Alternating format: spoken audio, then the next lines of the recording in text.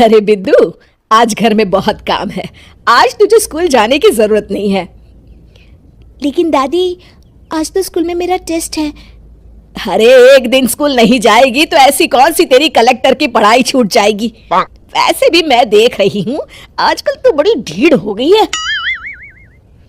अपनी दादी की बातें सुनकर बिंदु नाराज हो जाती है। तभी उसकी माँ कहती है,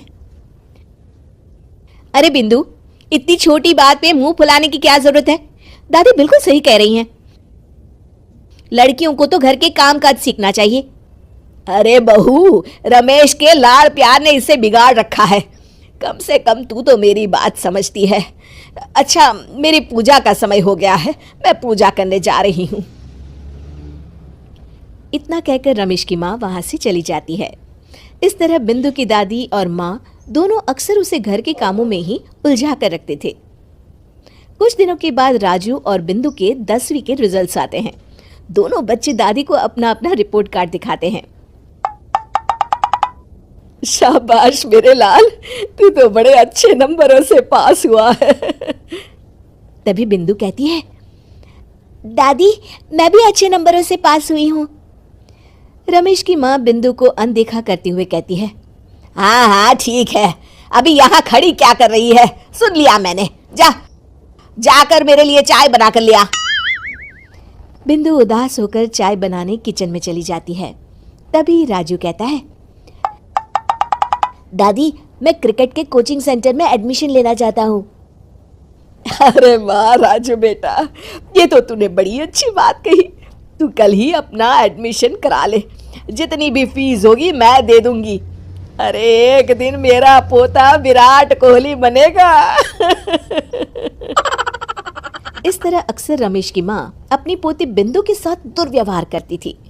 कुछ दिनों के बाद रमेश की माँ और उसकी पत्नी दोनों सास बहू मिलकर राजू का एडमिशन अच्छे स्कूल में करवा देते हैं, लेकिन बिंदु का एडमिशन नहीं करवाते। इस बात से नाराज होकर बिंदु अपनी दादी से कहती है, लेकिन दादी मुझे भी आगे की पढ़ाई करनी है। अरे क्या करेगी आगे की पढ़ाई लिखाई करके हैं? आज से ये पढ़ाई का भूत अपने दिमाग से उतार दे। इतना कहकर रमेश की माँ वहां से चली जाती है।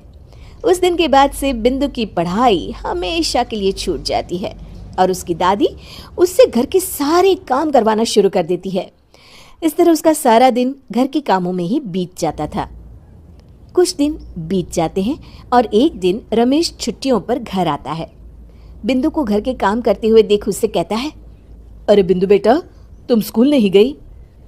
पिताजी, दादी ने मेरा एडमिशन कराने से मना कर दिया है। वे कहती हैं घर पे रहकर घर के काम करना सीख।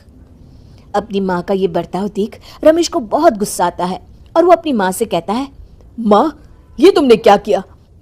आगे की पढ़ाई के लिए स्कूल में बिंदु का एडमिशन क्यों नहीं करवाया?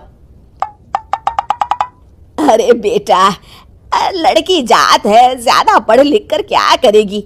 वैसे भी शादी के बाद तो इसे घर के ही काम करने हैं ना। तुम किस जमाने में जी रही हो माँ? अगर कल्पना चावला के घर वाले भी तुम्हारी सोच के होते तो क्या वो पूरी दुनिया में हिंदुस्तान का नाम रोशन कर पाती? इसका स्कूल छुड़वाकर तुम इसका भविष्य बर्बाद कर रही हो, लेकिन मेरे रहते ऐसा नहीं होगा।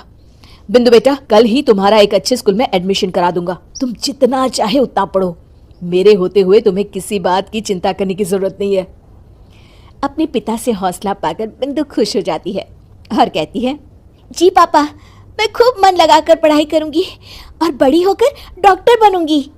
ये हुई ना बात, शाबाश मेरी बेटी। शिक्षा, लड़का हो या लड़की, हमें दोनों को आगे बढ़ने का मौका देना चाहिए।